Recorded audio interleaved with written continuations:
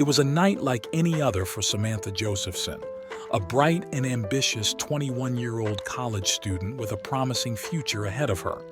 Little did she know that a simple mistake of getting into the wrong car would lead to a horrific fate that would shake her loved ones and the entire nation to its core. Samantha Josephson was a shining star, a young woman with big dreams and an even bigger heart. Born and raised in Princeton, New Jersey, she grew up in the nearby town of Robbinsville.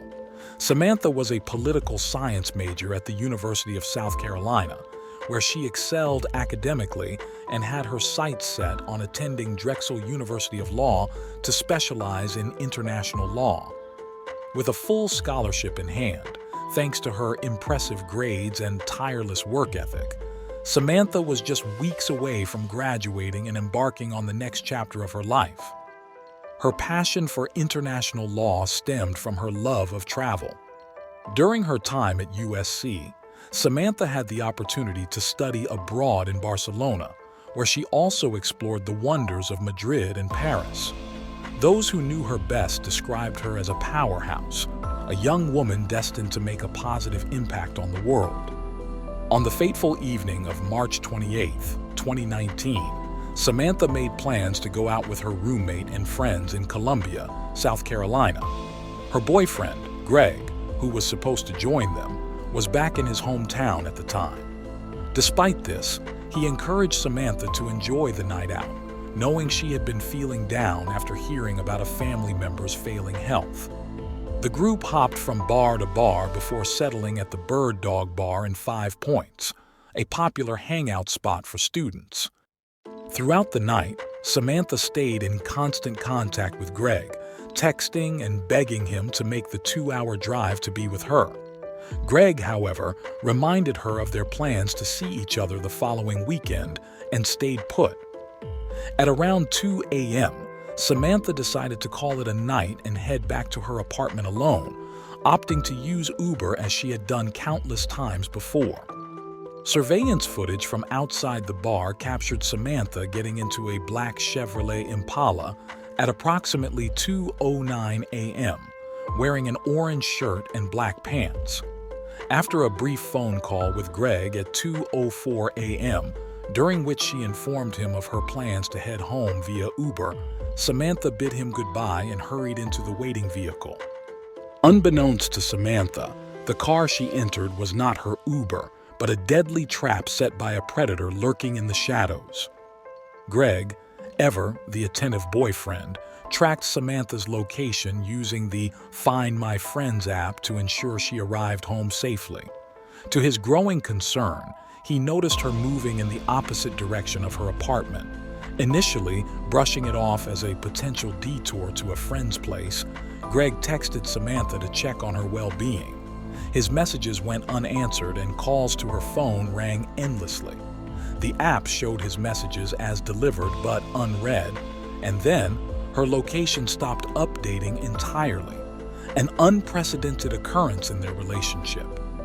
As the night turned to morning, Greg's worry intensified.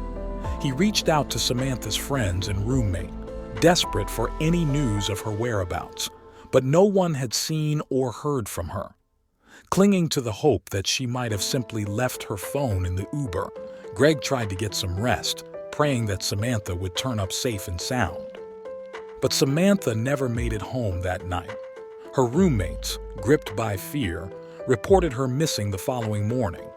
Greg, his heart heavy with dread, made the 2-hour drive to Columbia to aid in the search for his beloved girlfriend.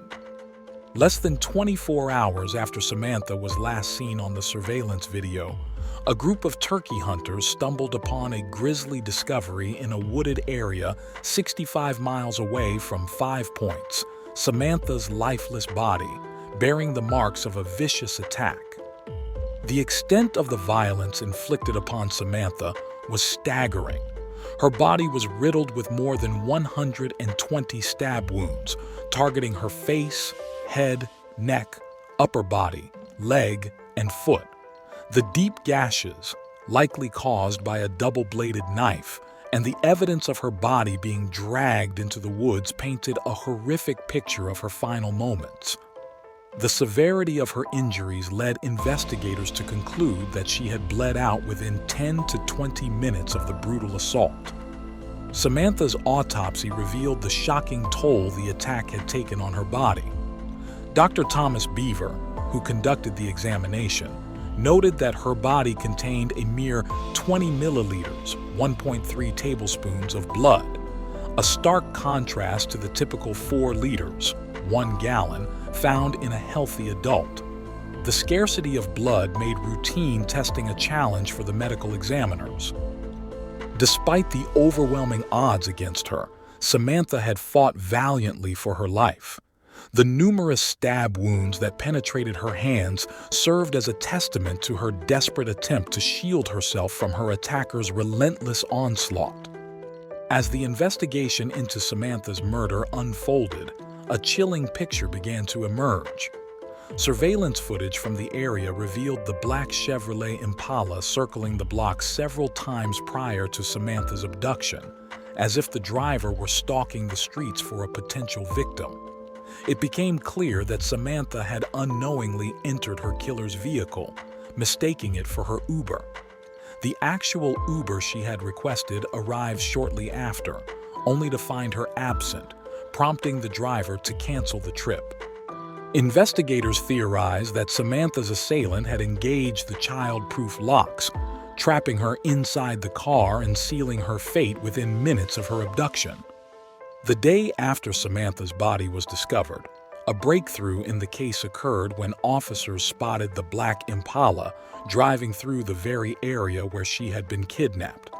They quickly pulled over the vehicle, and its driver, 24-year-old Nathaniel Rowland, immediately fled on foot.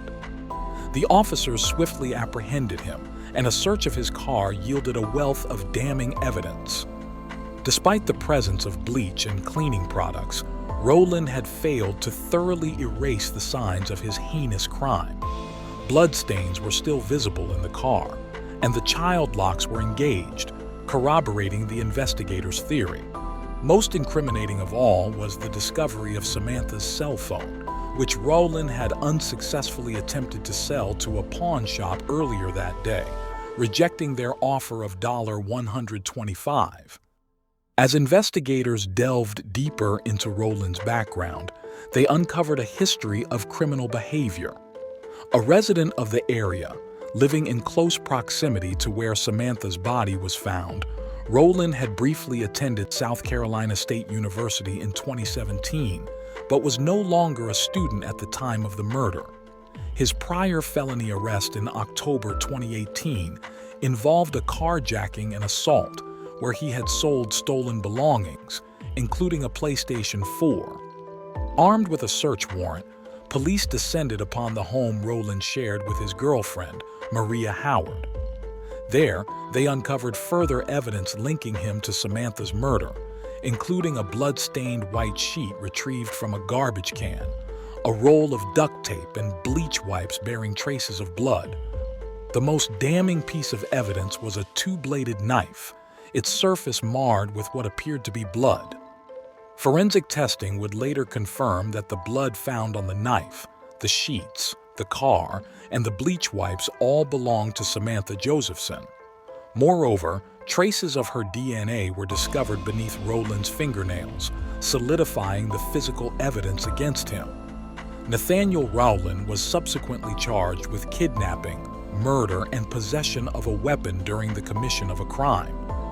As the prosecution built an ironclad case against Rowland, Samantha's family grappled with the profound loss of their beloved daughter and friend. They held a vigil in her hometown of Robbinsville, New Jersey, where loved ones gathered to share memories of the vibrant, kind-hearted young woman whose life had been cut tragically short. The trial proved to be an ordeal for the Josephson family, as Rowland maintained his innocence in the face of overwhelming evidence. His public defender argued that the lack of visible injuries on Rowland's body indicated that he had not engaged in a struggle with anyone, and pointed out the absence of his DNA on Samantha's body. However, the mountain of evidence against Rowland was insurmountable. From his phone pinging near the location where Samantha's body was discovered to the handwriting expert's testimony linking him to a damning list of items found in his home, the prosecution painted a clear picture of premeditation and guilt. The list, scrawled on a piece of paper, included chilling entries such as duct tape, tape her whole body, gloves, all black, flip phone, gasoline, matches. Over the course of the trial, prosecutors called 31 witnesses to the stand, each offering a piece of the puzzle that would ultimately seal Rowland's fate.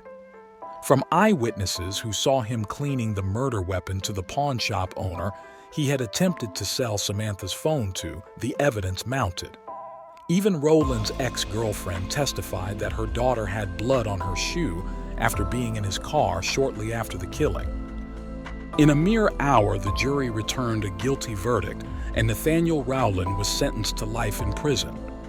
Although South Carolina still employs the death penalty, prosecutors opted not to seek it in this case. Nonetheless, Rowland's fate was sealed. He would spend the remainder of his days behind bars. During the sentencing, Circuit Judge Clifton Newman addressed Rowland, stating, "For whoever asked me for leniency, that's not part of my DNA.